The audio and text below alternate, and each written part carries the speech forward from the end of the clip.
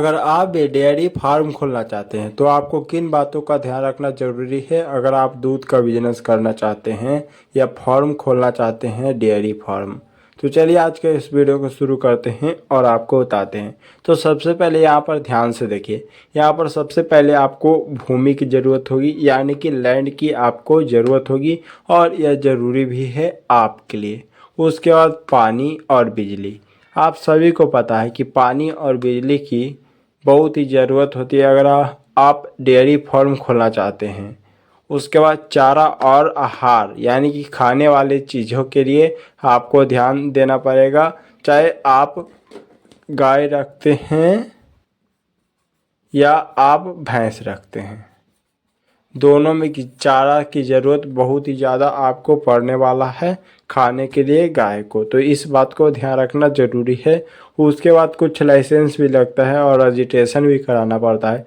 अगर आपका इनकम साल में अगर यहाँ पर 20 लाख से ज़्यादा हो गया है तो आपको यहाँ पर रजिस्ट्रेशन कराना ही पड़ेगा और ज़रूरी है। अगर आपका सालाना इनकम यहाँ पर कितना है, अगर सालाना इनकम 20 लाख से ज़्यादा है, यहाँ पर आपसे कोई टैक्स नहीं लगेगा, बस आपको रजिस्ट्रेशन कराना पड़ेगा।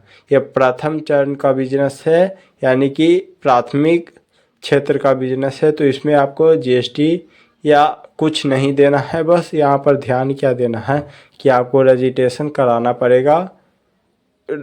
लाइसेंस में क्या हो जाएगा, जैसे डेयरी फार्म यानी कि एक तरह के दूध का बिजनेस है, तो एक तरह के फूड लाइसेंस आपको लेना पड़ेगा, वही हम आपको समझा रहे हैं।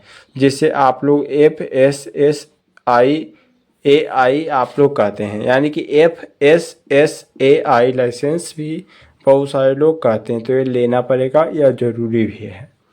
उसके बाद पूंजी तो लगेगा। अगर आप डेयरी फार्म खोलना चाहते हैं तो पूंजी सबसे ज़रूरी है, यानी कि आपके पास कैपिटल होना चाहिए, पैसा होना चाहिए निवेश करने के लिए।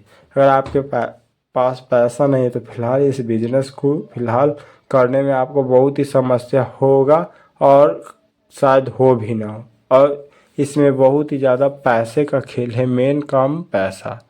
अगर पैसा है तो यह बिजनेस सब कुछ होगा, भूमि भी होगा, पानी बिजली भी होगा, चारा आहार भी होगा और लाइसेंस तो हो ही जाएगा अगर आपके पास पैसे हैं तो।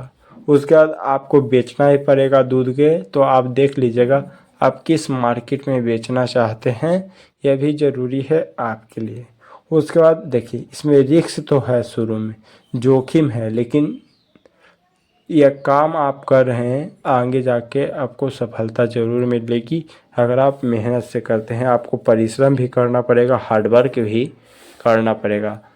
परिश्रम को ही इंग्लिश में क्या कहते हैं, हार्डवर्क कहते हैं। यहाँ पर हिंदी और इंग्लिश में आपको दोनों तरीके से समझा रहे हैं, किसी तरह से बस आपको समझना पड़ेगा और आपको फोकस रखना है और धैर्य रखना है।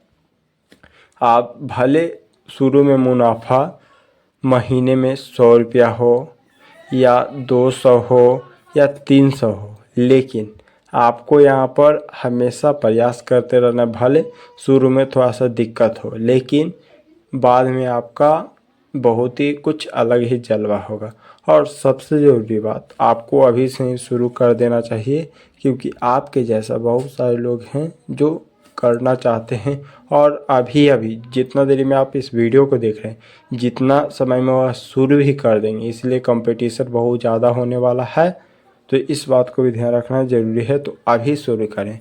तो आज का इस वीडियो में इतना ही। जय हिंद जय भारत। हाँ, आप लोग सब्सक्राइब जरूर करें। जय हिंद जय भारत।